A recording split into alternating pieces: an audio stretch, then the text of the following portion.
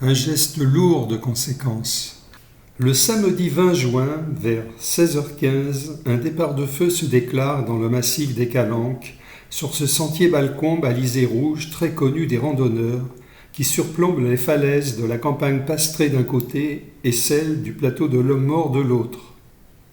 Heureusement, qu'en cet après-midi d'été, classé orange canicule en l'absence de Mistral, le thermique d'ouest remontant de la mer n'est pas trop important. Ici, les moyens terrestres ne sont pas immédiatement disponibles pour lutter contre l'incendie. Nous sommes à 260 mètres d'altitude sur un relief escarpé. Nous savons tous déjà que notre salut viendra du ciel. Dès les premières fumées, le téléphone sonne. Un feu dans les Calanques, je l'aperçois de chez moi. Et toi ? Nous échangeons quelques photos et consultons les plateformes citoyennes de surveillance et d'alerte incendie pour obtenir plus d'informations. L'inquiétude des habitués du massif que nous sommes nous gagne, car nous avons tous connu les grands feux dévastateurs des années 79, 2009 et 2016. Les minutes passent et la tension monte jusqu'au moment où nous entendons le bruit caractéristique des moteurs du Canadair.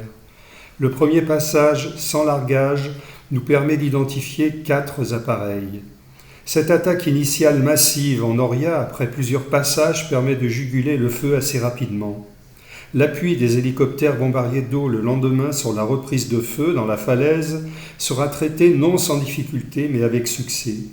Elle sera complétée par un noyage en règle et une surveillance sur site de plusieurs jours par nos marins-pompiers. Ouf !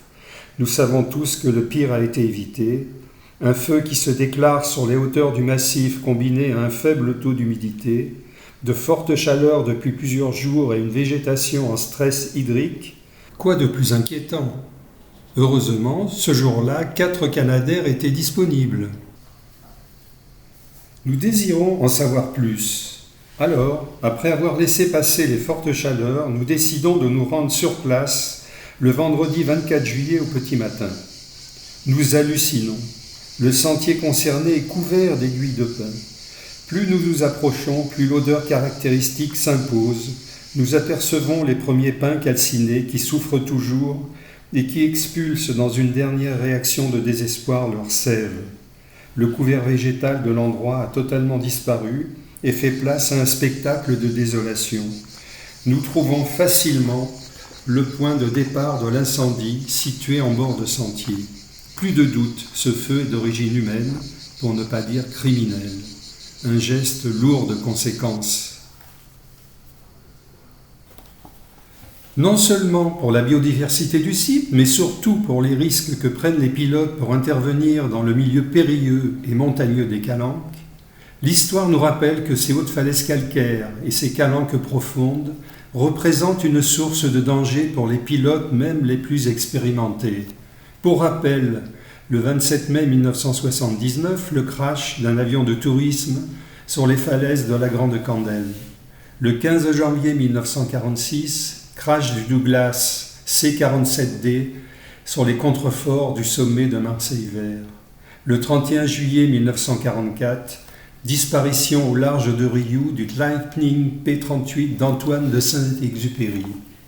Mais dans le cas présent, nous avons tous en mémoire cette journée d'été du 4 août 1983 où dans des conditions similaires d'intervention, le Canadair 1 de la sécurité civile s'écrase en combattant l'incendie du Vallon des Aiguilles, situé à quelques encablures d'ici, en emportant son pilote, Yves Colère, père de 4 enfants, et son mécanicien, Georges Bérugeau, père de 2 enfants.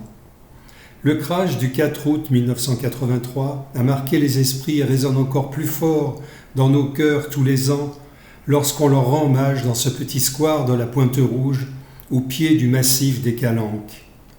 Alors toi qui fumes dans les espaces naturels, pense à tous ces hommes qui luttent au péril de leur vie dans des conditions souvent difficiles contre ces brasiers qui résultent de comportements irresponsables et de gestes lourds de conséquences. Médite donc sur ce célèbre vers de Victor Hugo.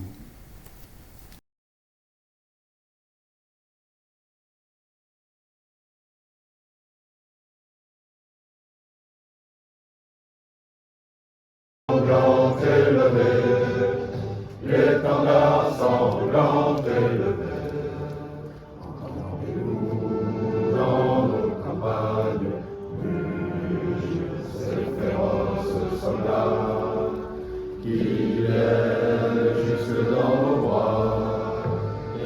charger nos faits et nos campagnes. Aux armes, citoyens, formez vos bataillons. Marchons, marchons.